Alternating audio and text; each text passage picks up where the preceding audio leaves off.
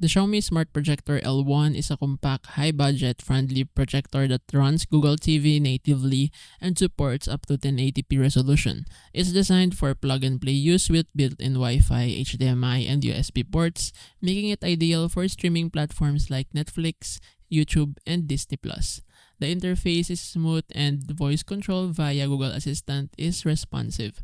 It also supports screen mirroring and has decent onboard speakers for casual viewing.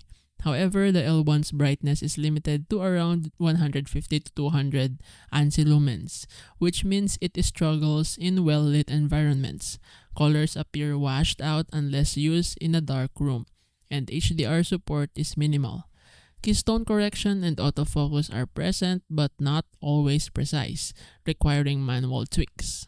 The fan noise is noticeable during quiet scenes, and while the build quality is solid, the lens lacks protective housing. It's not suitable for presentation or daytime use, but for nighttime streaming, it performs reliably. Xiaomi's L1 delivers solid Google TV integration and decent visuals only if used in a dark room. It's not a scam, but its brightness ceiling makes it a niche pick. For blackout setups, it's a fair deal. Otherwise, look for brighter alternatives.